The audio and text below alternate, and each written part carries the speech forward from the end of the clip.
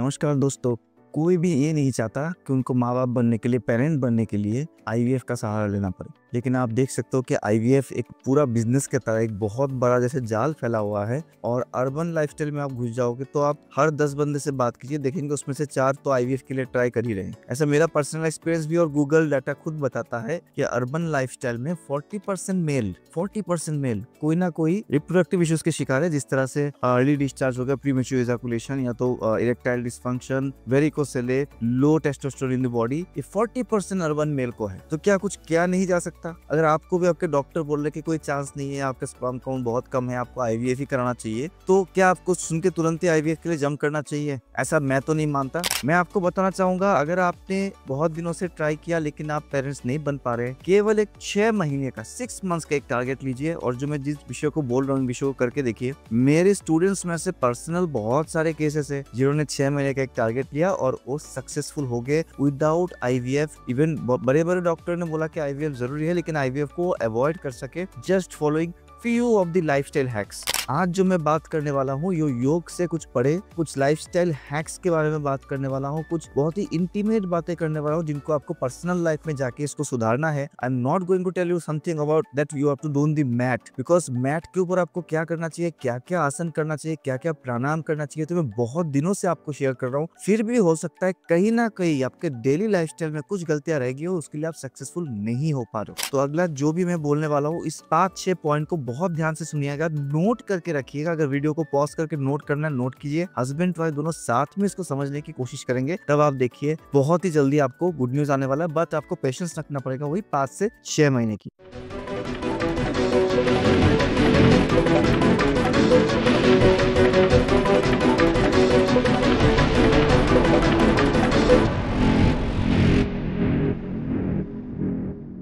पहला बात, never try to become a mathematician. नहीं, हमको पता है, आप सभी को पता, आप सभी ने बहुत गूगल किया होगा कि ओवुलेशन टाइम क्या होता है। अगर आपको इंटरकोर्स करना है तो ओवुलेशन टाइम के आसपास आप लोग इंटरकोर्स करते हो और ट्राई करते हो कि गुड न्यूज आ रहा है कि नहीं आ रहा है। एक बात मैं बताना चाहूंगा, ओवुलेशन टाइम के आसपास तो इंटरकोर्स करना चाहिए, वो तो बहुत जरूरी है। लेकिन जब आप केवल एक बिल्कुल मैथमेटिकल वे में चलते हो, बिल्कुल मैकेनिकल वे में चलते हो, ओवुलेशन पीरियड के आसपास ही करते हो, बाकी समय नहीं करते हो, बाकी समय आपका फ्रीक्वेंसी बहुत कम है इंटरकोर्स की, तो इसके वजह से भी आपका जो फर्टिलिटी हैम्पर होता है, बहुत अच्छे से हैम्पर होता है। जब आप इंटरकोर्स की जो फ्रीक्वेंसी उसको बढ़ाओगे, आपके बॉडी का स्ट्रेस लेवल कम होगा, आपके बॉडी के जो फील गुड हार्मोन्स है वो बहुत अच्छे से काम करेंगे। फील गुड हार्मोन्स मैं यहाँ पे साइंटिफिक वे में आपको व्याख्या नहीं करने वाला हूँ कि बहुत सारे हार्मोन्स का नाम, क्योंकि ऐसे भी आप उनको याद रख के तो डे लाइफ में नहीं चलने वाले, आप गूगल कर लीजिए, सारी चीजें मिल जाएगा। लेकिन जब फील गुड हार्मोन्स आपके बॉडी में बढ़ेगा तो ये इंटर्न आपके बॉडी के जो रिप्रोडक्टिव हार्मोन्स है उनको और ज्यादा स्पाइक देता है। रेगुलर बेसिस में जब आप इंटरकोर्स करोगे, जब आपको प्लान है कि हमें पेरेंट बनना है, उस समय की बात कर रहा हूँ, 6 महीना आप जब रेगुलर इंटरवल्स में करोगे तो आपके बॉडी के हार्मोनल चेंजेस भी इतने अच्छे से होगा कि आपके स्पर्म काउंट, लेडीज के केस में एमएस लेवल, मेल के केस में इनफैक्ट स्पर्म मोटिलिटी जो है वो बहुत जल्दी इंप्रूव होगा।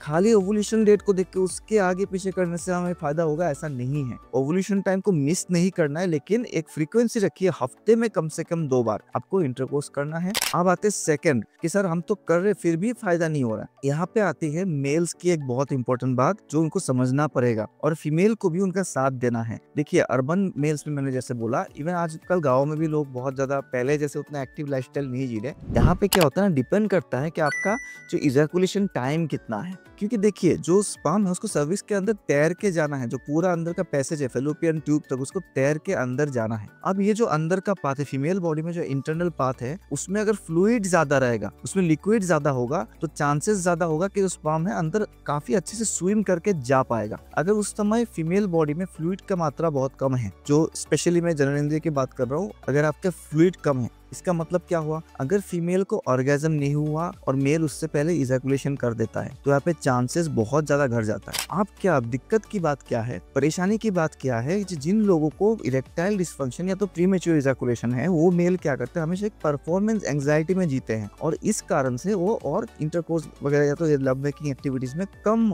एंगेज होने लगते हैं। उनको लगता है कि केवल जब जरूरत है तभी होंगे, क्योंकि एंजाइटी मन में काम करे, मेरे से तो ठीक से होता नहीं, मैं तो बहुत जल्दी इजैकुलेट कर जाता हूँ। एक बात आप आपको समझना पड़ेगा। देखिए योगा इसमें बहुत अच्छा हेल्प करते हैं। इनमें सबसे ज्यादा हेल्प आपको योगा, प्राणायाम और मेडिटेशन ही करेगा इससे ओवरकम होने में। लेकिन आज जैसे मैंने बोला योगा के आगे की बात मैं कर रहा हूँ, इससे फिजिकल एक्टिविटी, इस बात को समझिए। अगर आपको रनिंग नहीं आता तो आपको रनिंग ही करना है, आपको स्विमिंग नहीं आता तो आपको स्विमिंग ही करना है, अगर उस चीज में आपको एक्सपर्ट बनना है तो सेम चीज अगर आप शर्माते रहोगे, एंजाइटी में रहोगे, शुरू में हो ही सकता है। कोई भी सेक्सुअल एक्टिविटी ऐसा कोई इसको ट्रेन होके पैदा नहीं होता, ट्रेन होके नहीं आता। एक्सपोजर शादी के बाद होना ही नॉर्मल चीज है कि आप शादी के बाद पहली बार सेक्सुअली एक्सपोजर हुए हो तो उस जगह पे एंजाइटी होना, थोड़ा बहुत हेजिटेशन होना, कई बार फेल हो जाना, कई बार अर्ली इजैकुलेशन होना बहुत नॉर्मल है। इस चीज को नॉर्मली लीजिए, इसको माइंड में स्ट्रेस के हिसाब से नहीं लेना है। और यहाँ पे सबसे ज्यादा हेल्प करना है फीमेल को, यहाँ पे रोल प्ले करना है, उनको समझाना है। एक और इम्पोर्टेंट बात है, क्योंकि मैंने बोला मोटिलिटी की बात, जो ऑर्गेजम है, फीमेल की ऑर्गेजम एक single course of love making session में फीमेल को बहुत बार ऑर्गेजम हो सकता है, 4 से 5 बार, ऐसे डॉक्टर्स का कहना है। बट मेल ऑर्गेजम एक ही बार होता है। ऑर्गेजम होते ही मतलब मेल का इजैकुलेशन हो जाता है। आप देखिए अगर आपका टाइम बहुत कम है तो हो सकता है फीमेल का ऑर्गेजम हुआ नहीं, उसके पहले आपका हो गया, तो क्या होगा, अंदर लिक्विडिटी बढ़ेगा नहीं। तो इस जगह पे आप कैसे कर सकते हो, दोनों को ये समझना पड़ेगा। Do sufficient foreplay, sufficient foreplay. यहाँ पे मैं कोई सेक्स एडुकेटर नहीं हूँ, मैं ये सब नहीं सिखा सकता कि किस तरह से करना है। इसके लिए बहुत सारे चैनल से बहुत सारे डॉक्टर्स आपको हेल्प करेंगे।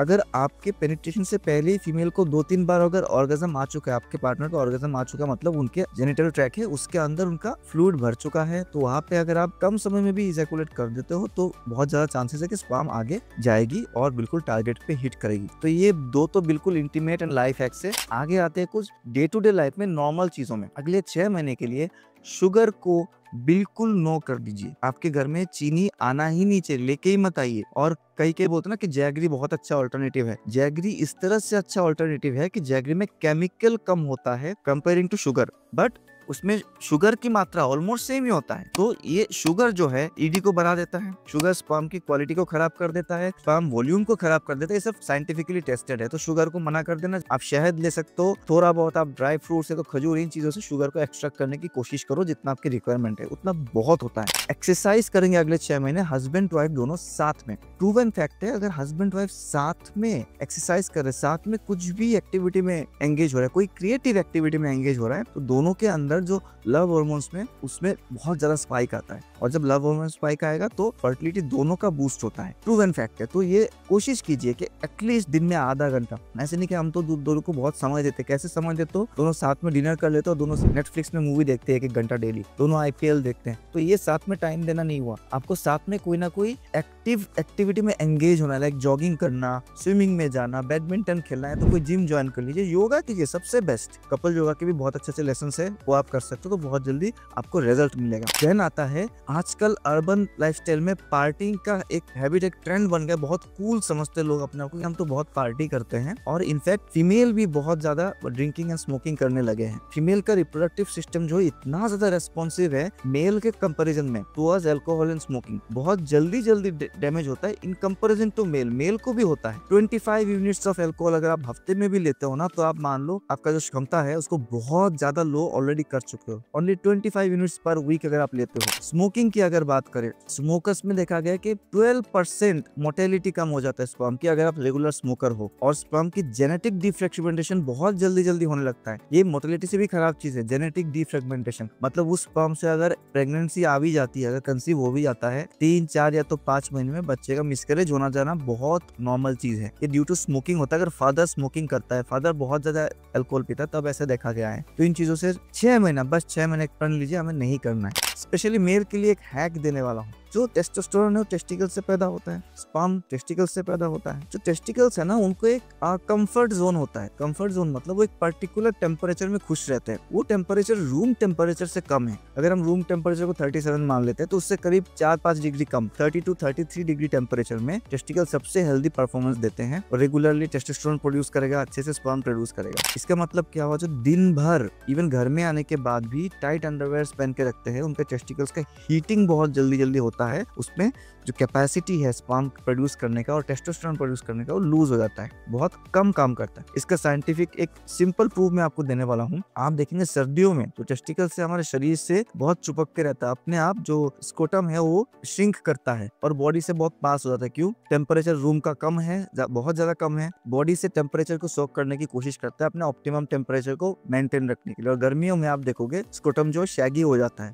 थोड़ा बॉडी से दूर आने लगता है क्योंकि ऑलरेडी टेम्परेचर ज्यादा है। तो इस बात को समझिए, बॉक्सर पहनने की आदत डालिए, लूज अंडरवेयर घर में पहनिए, घर में पहनने में कोई शर्म की बात नहीं है। आप देखोगे जब जब जरूरत ना पड़े टाइट अंडरवेयर बिल्कुल ना पहने, इस बात को भी आप ध्यान में रखेंगे। छोटे छोटे 2-3 और इंटीमेट बातें, बहुत सारे मेल पे देखा गया specially they use some artificial lubricant during love making. क्यों? क्योंकि इनको भी प्रीमेच्योर इजैकुलेशन ईडी का प्रॉब्लम होता है या तो लेडीज में बहुत ज्यादा पेन की शिकायत होती है। तो यहाँ पे आप अगर वाटर बेस्ड सिंथेटिक लुब्रिकेंट्स जो आते हैं मार्केट में, जो भी लुब्रिकेंट्स मिलते हैं उसका इस्तेमाल कर रहे हो या तो कोई कोई सलाइवा का भी इस्तेमाल करते हैं, दोनों बहुत ज्यादा डेडली है आपके स्पर्म के लिए, स्पर्म की मोटिलिटी के लिए। सलाइवा क्या है? एक नेचुरल डिसइंफेक्टेड है, राइट? इसमें एंटीबैक्टीरियल प्रॉपर्टीज होता है। तो जब सलाइवा के एक्सपोजर में आपके स्पर्म आएंगे, there are pretty good chances कि स्पर्म वहीं पे उसका मोटिलिटी खत्म हो जाएगा, आगे बढ़ ही नहीं पाएगा। सेम जो मार्केट में लुब्रिकेंट्स मिलते हैं जिसको आप यूज करते हो उसमें बहुत सारे पैराबेन्स रहते हैं, ग्लाइकॉल रहता है, सिलिकॉन रहता है, उसमें और भी पेट्रोलियम प्रोडक्ट्स रहते हैं, कई तरह के केमिकल्स रहते हैं। जब उसके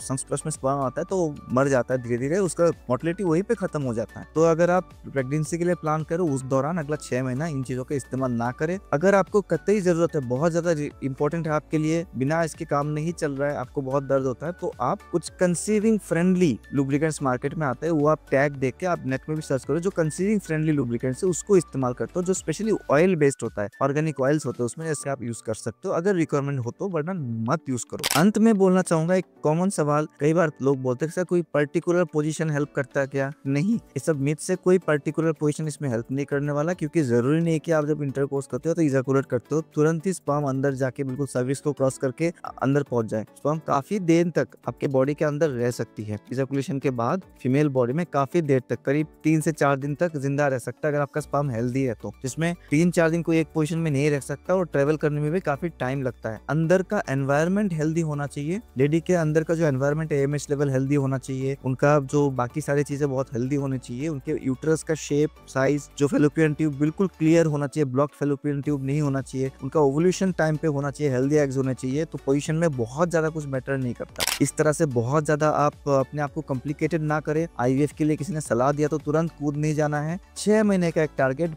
बहुत सारे खुशखबरी हमारे स्टूडेंट्स में से आई है, बहुत सारे स्टूडेंट्स ने सक्सेसफुल इस जर्नी को पार किया just by the help of little lifestyle changes and yoga. अगर आपको वीडियो हेल्पफुल लगा, इसी तरह के और नॉलेज आपको चाहिए तो जरूर कमेंट कीजिएगा। मुझे खुशी होगी आपके प्रॉब्लम्स को सॉल्व करते हुए। जितना मेरी जानकारी है और जितना मेरे एक्सपीरियंस है उसके हिसाब से। My self yog guru Amlan, retired air force coach and India's leading fertility yoga therapist. Thank you once again for being with us. अभी तक चैनल को सब्सक्राइब नहीं किया तो प्लीज सब्सक्राइब कर दीजिए, आप ही को आगे बहुत हेल्प होने वाला है।